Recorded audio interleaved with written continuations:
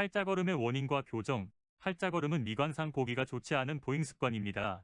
X다리로 걷게 되면 팔자걸음이 될 수 있습니다. 평발도 팔자걸음을 걷습니다. 안장다리도 팔자걸음을 걷습니다. 뚱뚱한 남자도 팔자걸음을 걷습니다. 날씬한 여성도 팔자걸음을 걷습니다.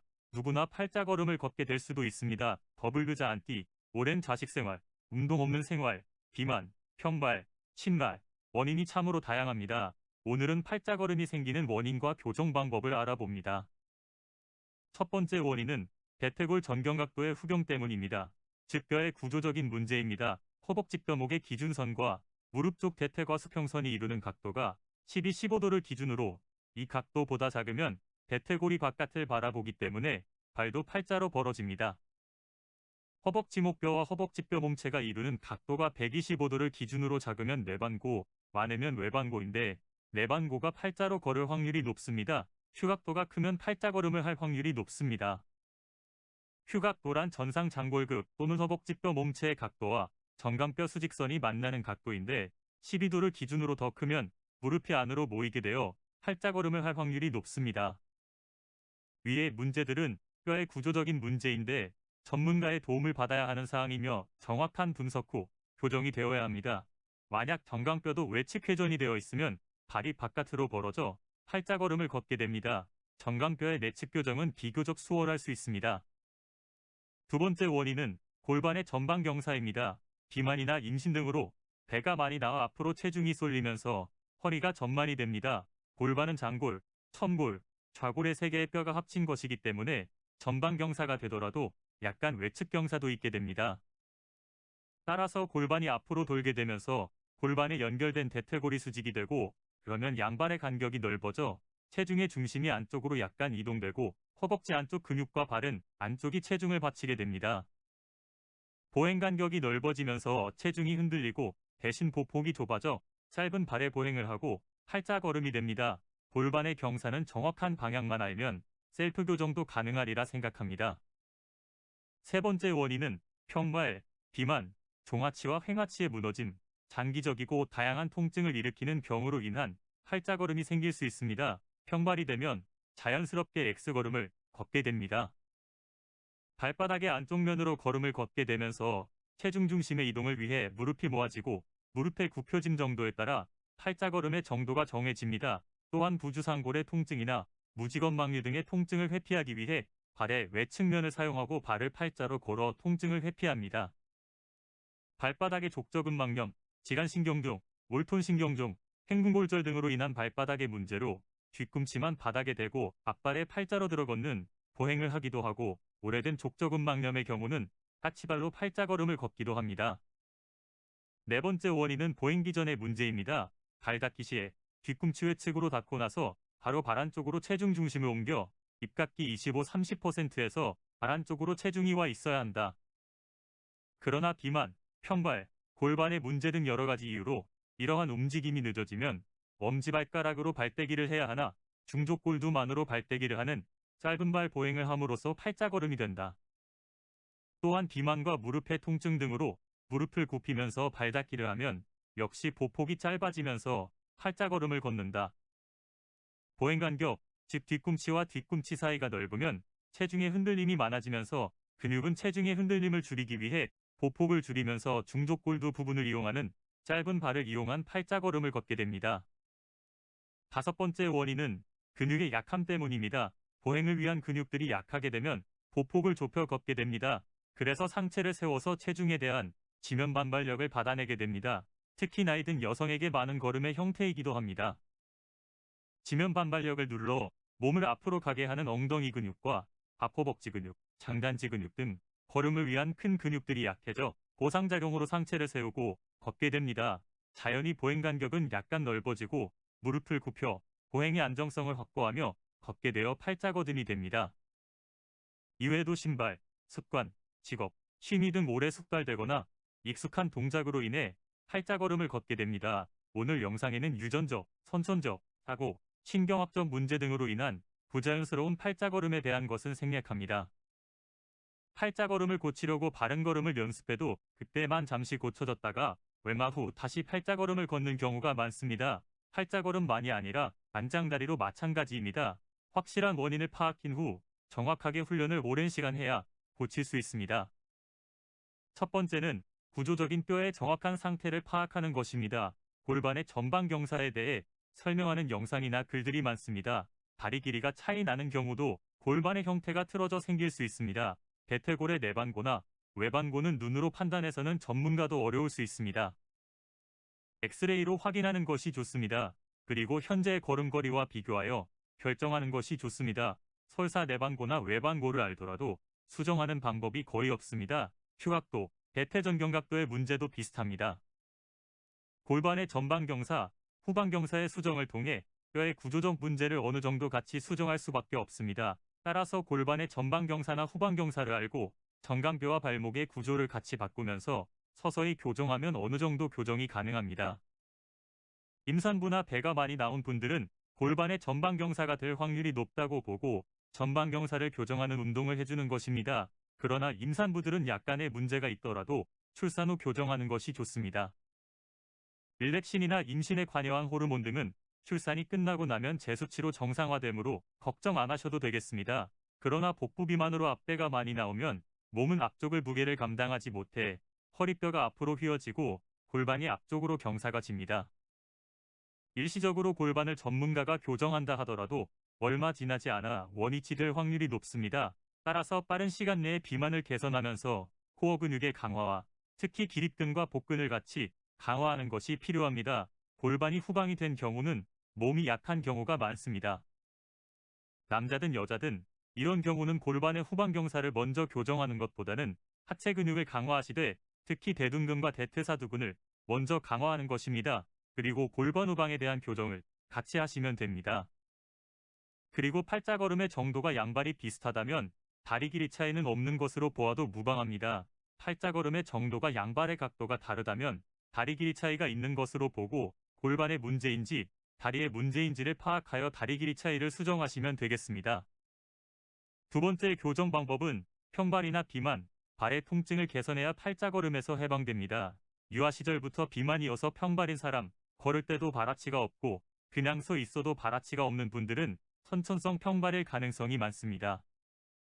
기능적, 후천적 평발은 걸으면 발아치가 생기지만 서 있으면 평발이 되는 경우입니다. 주상골 낙하 시험 등을 통해서 1cm 이상 차이 나면 평발에 가깝다고 인식하시고 평발을 개선하는 운동을 해주시는 것이 좋습니다. 늘어난 아치를 받치는 인대를 강화하는 것은 어렵습니다. 먼저 아치를 만드는 뼈의 구조를 복원하고 뼈에 붙어 움직이는 근육들을 강화하면 인대들은 어느 정도 강화됩니다. 많은 시간이 걸리는 작업입니다. 발목을 지나는 근육 13개 중 12개의 근력을 강화합니다.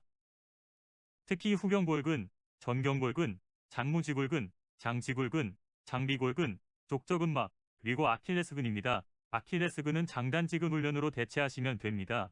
족저근막이 발아치에 가장 탄력적인 힘을 제공합니다. 발목에 힘을 주어 360도 회전과 위아래 좌우로 움직입니다. 수건 당기기 등을 통해 내재근과 족저근막의 탄력성을 키웁니다. 후경골근은 발아치에 역동적인 힘을 가장 많이 제공합니다. 즉 걸음을 걷고 움직일 때 힘을 많이 쓰는 근육이 후경골근입니다. 이 근육은 장단지기편에서 출발하여 발의 아치 근처에 붙는 근육입니다.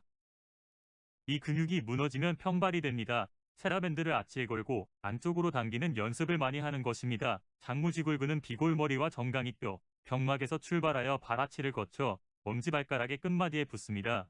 이 근육은 발아치를 들어줄 뿐 아니라 종아리도 가늘게 해주는 근육입니다.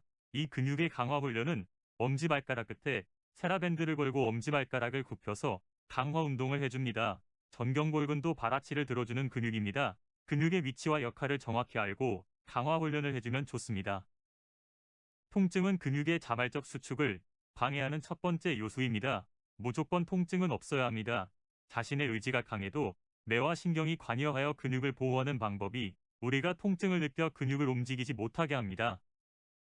근육이 잘 수축되지 않고 통증을 피하기 위해 우리는 비정상걸음의 하나인 팔자걸음을 걷는 것입니다. 이를 무시하고 통증이 심해도 활동을 계속하시면 우리 뇌와 몸은 다른 방식의 스트레스를 가중시켜 다른 문제를 야기할 것입니다. 병원에서 소염진통제 등으로 통증을 제어하고 그래도 계속 통증으로 일상생활에 지장이 있는 경우는 수술도 고려해야 합니다. 지속적 스트레스를 받지 않는 것이 더 중요합니다. 세 번째는 보행을 위한 큰 근육의 강화입니다.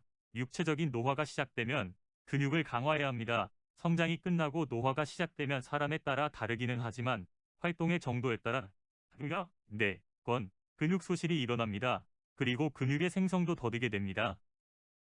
특히 여성은 남성보다 근육의 양도 적지만 단위당 근력도 남성보다 훨씬 적습니다. 여성은 골반의 구조, 배트경의 형태, 흉곽도 등으로 인해 남성보다 달리기나 걷기에는 좋지 않은 구조입니다.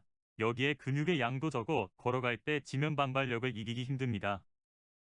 따라서 여성은 남성보다 좀 더 많은 육체 활동으로 최소한 걷기에 필요한 근력을 꾸준히 만들어갑니다. 인간의 자연 수명은 학자마다 다르지만 50세 전후로 봅니다. 우리나라 수명이 80세로 보면 30년을 쓸 근육을 꾸준히 가지고 있어야 합니다. 그래서 운동이 필요한 이유입니다. 특히 여성은 폐경을 겪으면서 호르몬의 변화가 급격히 일어나고 이때 육체 활동이 줄어들면 골밀도와 근육이 현저히 줄어들 수 있습니다. 앞허벅지 근육, 햄스트링, 둔근들, 장단지 근육들을 잘 훈련해야 합니다. 앞허벅지 근육은 근력이 약하고 체력이 약한 분은 누워서 그리고 조금 체력이 회복된 후는 세라밴드나 기구를 이용하여 허벅지 근육을 키우시면 좋습니다. 햄스트링 강화 훈련도 엎드리거나 세라밴드를 이용하여 강화합니다. 대둔근 강화 훈련도 엎드리거나 네발 자세에서 무릎을 구부리고 다리를 높이 드는 운동을 해주시면 척추기립근의 강화도 함께 됩니다. 장단지근, 가자미근의 강화는 무릎을 펴고 뒤꿈치를 들면 장단지 운동, 무릎을 구부리고 장단지를 들면 가자미근 운동이 됩니다.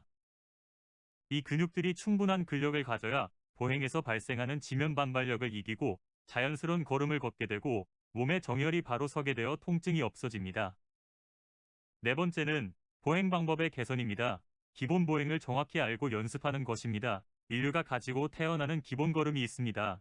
방송에서 이야기하는 바른 걸음과는 약간 다른 개념입니다. 체중의 중심 이동을 최소화하고 가장 적은 근력으로 얻은 에너지를 효율적으로 전달해서 걸음을 걷는 방법입니다. 지금은 음식을 구하기가 쉽지만 옛날에는 음식을 구하는 것이 너무 어려워 인간의 보행의 에너지를 최소화하는 방식으로 진화했습니다. 인류는 골반, 대퇴골, 경골, 발목, 발뼈들의 유기적인 움직임으로 이러한 에너지 최소의 보행 방법을 진화 발전시켜 왔습니다. 특히 발과 발가락의 움직임을 방해하지 않는 신발을 신고 있으면 이런 기본 걸음을 잘 걸을 수 있습니다. 아프리카의 평원의 원주민들처럼 집단 생활하면 자연스럽게 걸음의 원형을 배우지만 우리는 그렇지 못해 자기가 알아서 걸음을 배웁니다. 지금의 우리는 걸음을 우리 편한 대로 걷습니다. 그럼 자세한 기본 걸음에 대해 알아봅니다. 기본 걸음은 몸에 힘을 모두 뺍니다. 어떤 동물도 걷을 때 힘을 주지 않습니다. 눈은 앞을 바라보고 상체와 골반을 바로 세우고 손은 자연스럽게 내려놓습니다. 주먹을 쥐면 에너지를 쓰게 됩니다. 손도 팔도 자연스럽게 내리고 흔드는 정도는 몸통의 앞뒤를 크게 벗어나지 않습니다. 골반의 회전은 4도에서 10도 정도 내에서 돌아갑니다. 이 정도의 각도는 우리 눈에는 크게 움직임이 없는 정도입니다. 골반이 돌아가는 것이 보이는 것은 몸이 흔들린다는 증거입니다. 체중의 중심이 상하져 5cm를 넘어선다는 이야기입니다. 발을 처음 땅에 내려놓을 때는 발 뒤꿈치 외측으로 1 정도 부드럽게 자유낙하합니다. 이때 골반의 각도는 20도에서 30도 정도 굴곡되며 무릎은 거의 직선으로 펴집니다. 완전 180도까지는 안 됩니다. 다리가 체중을 지지한 직후 무릎은 충격 완화를 위해 무릎은 자연스럽게 약간 굽혀집니다.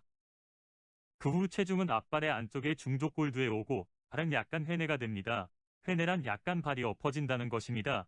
이때 반대편의 상체와 골반의 회전, 디딤발의 자연스러운 뒤꿈치 들기를 통하여 정강이 뼈는 바깥으로 돌기 시작합니다. 그런 후 네 발가락과 마지막에 엄지발가락을 통해 발을 떼게 됩니다. 우리는 걷는 중간에 항상 보행의 간격, 즉 뒤꿈치와 뒤꿈치 사이의 거리는 5cm에서 13cm를 유지해야 한다. 이 간격은 무릎과 무릎이 거의 스치는 수준입니다. 걸음은 엄지발가락 기준 11자 걸음이어야 합니다. 그래야 장단지의 근육들이 제자리에서 역할을 해 장단지가 굵어지지 않습니다. 마사이족들의 장단지와 같이 됩니다.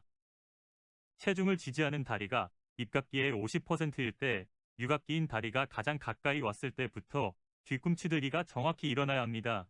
그래야 근육이 정확히 쓰이고 에너지를 가장 적게 쓰고 바른 탄력을 얻습니다.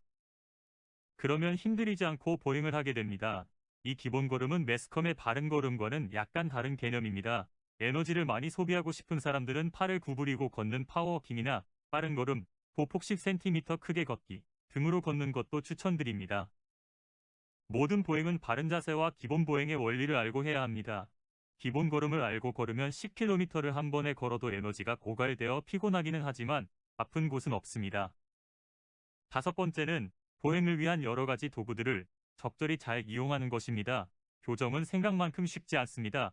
자신의 팔자걸음의 원인과 교정 방법을 정확히 알아도 본인의 의지가 강하다 해도 교정에 시간이 많이 걸리고 공부를 한다고 해도 어려울 수 있습니다.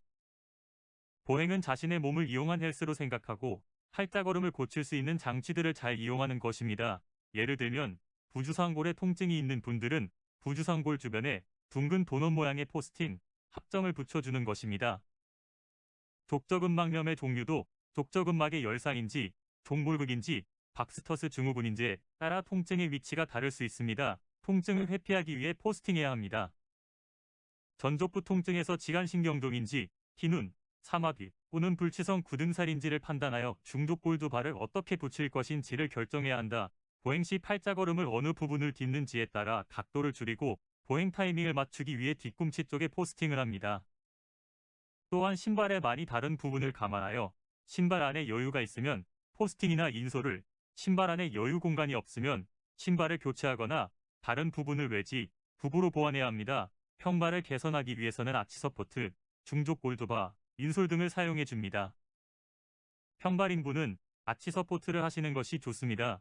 이러한 보조기구들은 사용 시 어느 정도 몸의 정열과 보행에 대한 분석이 필요한 사항이어서 전문가의 도움을 받으시기 바랍니다. 별도의 영상에서 보조도구를 사용하는 방법을 올려드리도록 하겠습니다. 오늘의 결론입니다. 팔자걸음은 남녀 모두 가지고 있는 비정상 보행입니다.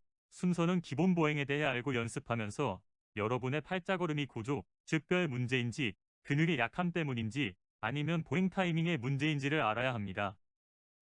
그런 후 복부 비만으로 인한 팔자걸음은 비만을 개선하면서 복근을 강하게 하면 척추기립근이 살아나고 골반의 전만이 어느 정도 개선이 됩니다.